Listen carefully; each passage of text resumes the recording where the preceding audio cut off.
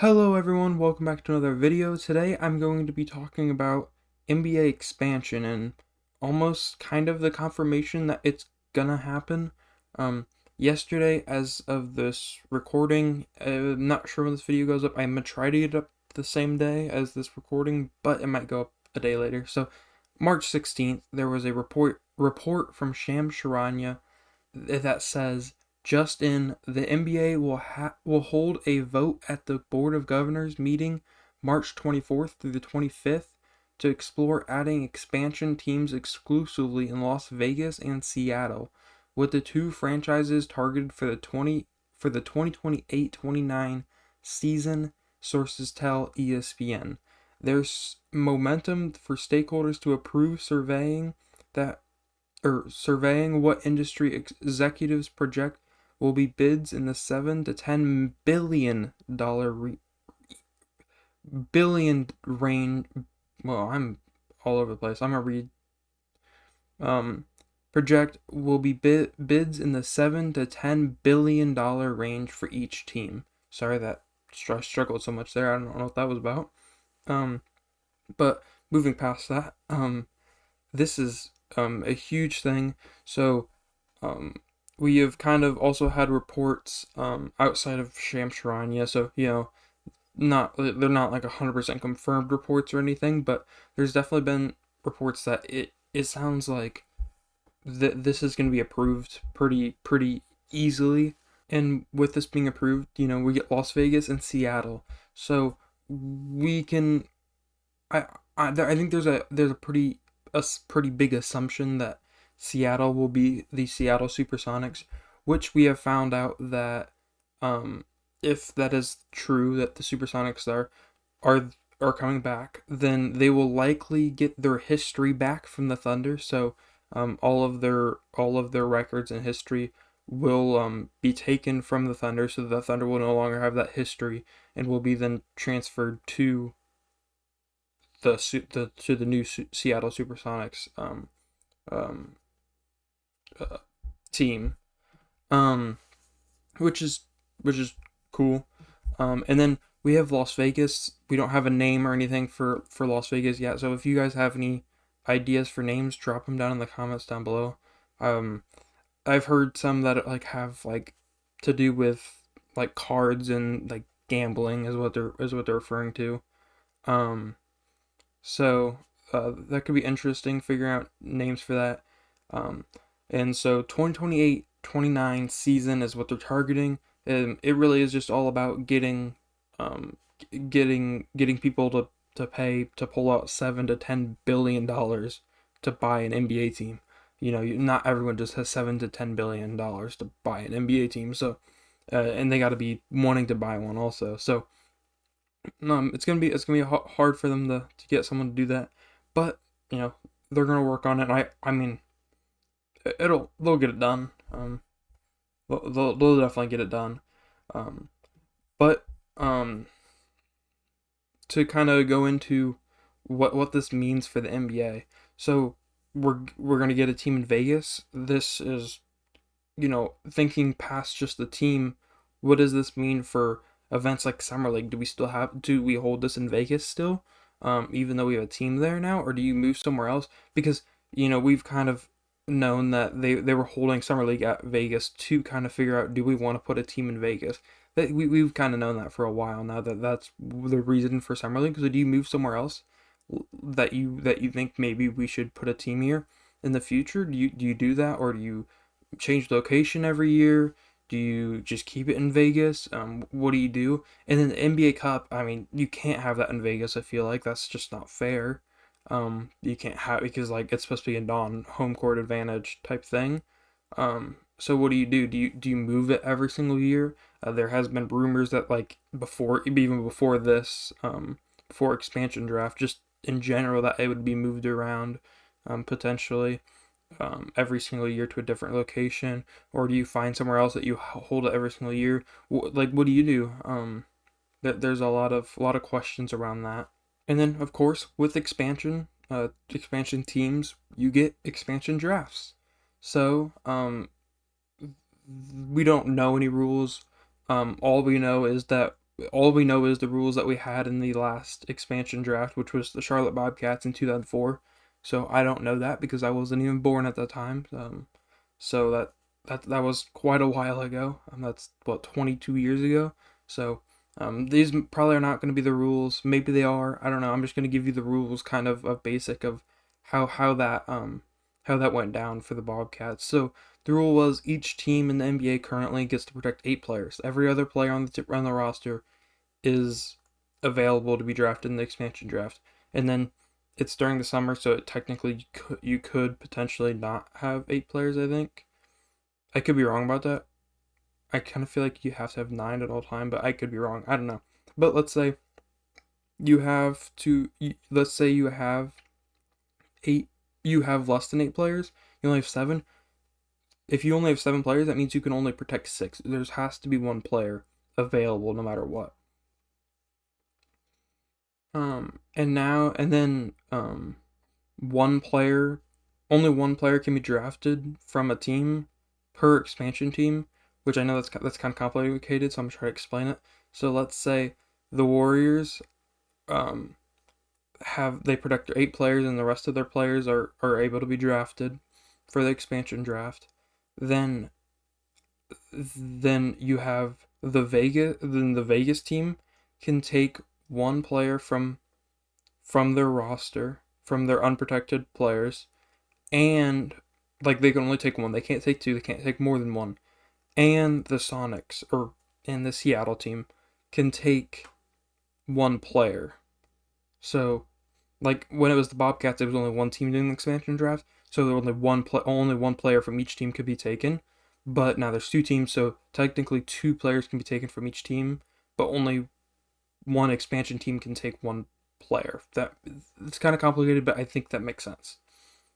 Um, and then the Bobcats, they got the 4th overall pick. Like they weren't a part of the lottery or anything. They got the 4th pick automatically, which can change some things for like teams trying to tank that season. Maybe you have to like change what you're doing because let's say let's say they make it so one of the 2 expansion teams get the 4th and 5th pick. Well, maybe you don't really tank that season because, well, I'm not gonna get I can only get top 3. I can't get 4th and 5th, so my odds are kind of worse here.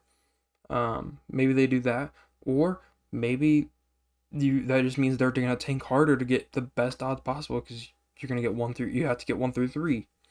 I don't know. I don't know what that will look like. But to me, it kind of makes sense to just put those expansion teams in the lottery. Is what makes sense to me. Sorry about that loud noise. If you could hear that, my phone went off there. Um. So yeah, I'm not sure. To me, it makes sense to just throw the teams in the lottery. Give them like maybe you give them like the 4th worst or the 4th best odds in the lottery or something like that. I don't know what odds would give them, but you can throw them in the lottery. That makes sense to me. But what do I know? I don't run the NBA, so but something to note for the Bobcats, they traded their 4th pick for the 2nd pick in that draft. Um, in that trade, it was the 4th pick in like their 2nd round, like it was like 55th pick, I think, for the 2nd overall pick, which, what team would say yes to that? Well, the Clippers say yes to that because they made a deal where the Clippers told them, take this. I don't know who the player was, but it was a player with a large contract that they didn't want to pay anymore. They told the Bobcats, take this player in the expansion draft, and we'll give you the 2nd pick for the 4th. So this is something that could realistically happen. I don't know what the NBA looks like in 28-29, but let's just use this season as of right now. Let's say the Sixers, they could potentially try to make a deal where they say, okay, we'll give you our draft pick if you take Paul George in the expansion draft. We don't want his contract. That's something very realistic that could happen. Which is so crazy to think about, like what type of like scenarios could happen there. But yeah, and like yeah, protecting players is a very like thing. I think my next video I want to make. Let me know, guys, in the comments down below if you think this is a good idea. Um, but I like the idea of going through all the teams and seeing what 8 players I would protect this season if the expansion draft was to happen this season. To kind of give you guys an idea to what players would be protected. Um, because yes, it's in 28, 29, let's say. That's gonna have a lot of change in the NBA to then, but you know, for the most part, the cores of teams are gonna be about the same. There's gonna be some differences. There'll be some big differences, but for the most part, a lot of teams are gonna be relatively the same because it's what, two-year difference. So um, or is that 3-year difference? I don't know. You guys can figure that out. But like, so just to give you guys kind of idea. So let me know if you guys think that's a good video idea. If so, I'll do that for my next video. Maybe Saturday, Friday, someday like that, I think. But it'll be interesting for teams like the Thunder that they probably don't protect Isaiah Hartenstein. That's a pretty good player for an expansion team to get. Um, but it's just pretty interesting to see, who players prior or what teams prioritize. Um, like who teams prioritize. Sorry, I don't know why I struggle to say that so much. Um, and like I feel like you're gonna see like there's gonna be some players that are gonna be like upset with the franchise because they didn't protect them because like the Thunder might not be able to protect like Jared McCain. That's a pretty big player for them, and like he might not be able to get protected. And like Jared McCain, but like, oh, so you're saying I don't know, I'm just Casey Wallace is more important than me? Oh, okay. Like what I'm saying? Like that could mean a lot to some players. Um, but it's kind of it's an exciting thing to see.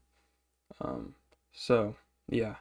Moving on from that, I want to kind of go over some things that because a lot of people I've seen are like, why would owners and people want to have an expansion? Wouldn't that just mean they're having more competition? Yes, you are correct. But so look, you guys know that they're looking for $7 to $10 billion for expansion teams. Well, that money doesn't just go to Adam Silver's pockets. That money is split across all the teams. Um, I don't know if there's like a portion, like I don't know exactly where every single dollar goes to, but from what I understand, that um, all that money gets split up and goes to each team as their expansion fee or like just expansion payment kind of for each team's owner. So the owner will receive, let's say, $300 million. Then so the owner's like, okay, we have two more teams to compete with, but I get $300 million, which that $300 million is straight to the pocket. It's not not anything that is $300 million to they get that is their $300 million. So an owner was like, well, I do, that would kind of suck, compete with two more players, but I get $300 million. So yeah, I'll say yes to this. Yeah, like expand to 50 teams as long as I keep getting more money. I don't care. But yeah, so that's kind of how they get owners to say yes to expansion. All right, I forgot to say this while I was doing this video, so I'm just say this real quick. I want to go over what the look of where teams are located at, like Eastern Western conferences. Because this is going to change a lot. Because as you guys know, if you look on a map, Seattle and Vegas are West teams, so that means you're gonna have to move an East team or a West team to the East. So what does that look like? Well, geographically, it's Memphis. I mean Tennessee's definitely an East. On the East. So I'm not even really sure how that even gets how they get to the West. But when you're looking at talent, you know, as a as Adam Silver, you probably want to spread out talent. You want to take a good team from the West and put them in the East, because you know there's a lot of talent in the West right now. Not so much in the East. There's still good talent in the East, but you definitely you want to take some talent from the West and put it in the East. And moving the Grizzlies at this point, especially in 2029, John Morant's probably not on the team. That's really not happening when moving them. So maybe it might be the Timberwolves is another team that's been rumored. So because you know you're moving a more talent to the East, but I think it just makes more sense to do Memphis. Memphis is an East, should be in the East, 100%. So that's all I really had for that. I just wanted to jump in and say that real quick because I have forgot to say that during the recording. So that's it. Oh, also a quick thing I want to say is I think that a lot of people are excited about Seattle getting a team, but I think people need to understand how big that a Vegas team can be. A Vegas team, I really do think, can be huge. Like it can be a huge franchise. I think Vegas is gonna be very quickly one of the best teams in the league because I think in free agency and stuff, players are gonna want to go to Vegas. Players love Vegas. You've seen that with Summer League. Superstars love going to Summer League because the Vegas atmosphere. They love Vegas. Um, Players love the NBA Cup because they want to go to Vegas. Um, Players just have really shown they love Vegas, and I think very quickly they can become a team that is good just by signing players in free agency because they want to come to Vegas. Real quick, I'm gonna make a cut here because I'm gonna look up who is in that free agency class. So I'll be right back. It's gonna be a second for you. All right. I have looked it up, and there's a lot of big names. I did not realize this, but there's a lot of big names. Um, so I'm just gonna kind of read them off. I'm not gonna read all of them off, but some of the huge ones. We have Luka Doncic has a player option, so he can decline that. We'll see if he does or not. But then you have Nikola Jokic, unrestricted. You have Donovan Mitchell, unrestricted. Giannis Antetokounmpo, unrestricted. You have Joel Embiid on a player option. Jalen Brunson on a player option. Kevin Durant, unrestricted, which I don't know. He might be retired by then. I'm not sure. Denny Advia, Pascal Siakam, Brandon Ingram, Zion Williamson, Julius Randle, Anthony Davis, all unrestricted. Bam Adebayo, Mr. 83, is a restricted. Karl Anthony Towns, unrestricted. Sorry, Bam Adebayo isn't restricted. That's not what I meant. I meant he has a player option. DeJounte Murray, John Morant, Darius Garland, Jalen Green, Derek White. Derek White has a player option. Those are a lot of the big names, but then also there is this past draft class will be restricted free agents that year. So, they're still restricted, so probably nothing will happen. But players like Cooper Flag, Con Knipple,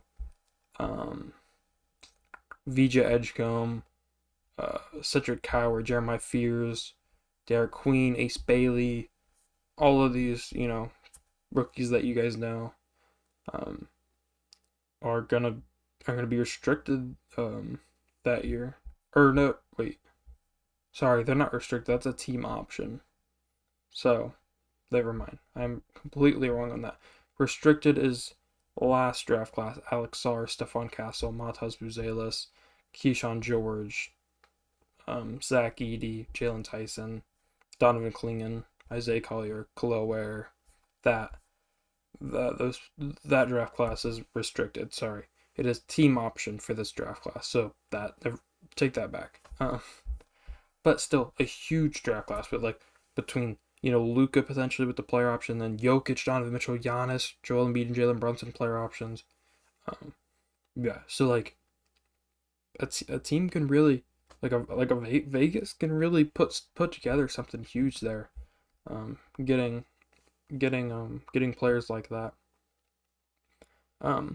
But that's really all I have. they're gonna be about a 20-minute video here, so I think that's probably good. Let me know, guys, if you have anything that you think I missed here, or what your guys' thoughts are. Let me know if I should make the video of all of the players that are going to be that I should be protected. And then also, if what was the other thing I asked you guys? You guys know. You guys watched the video. You guys know. If you haven't already, so comment, and then if you haven't already, like and subscribe. That would mean the world to me. But thank you guys for watching. I'll see you guys next time. Peace.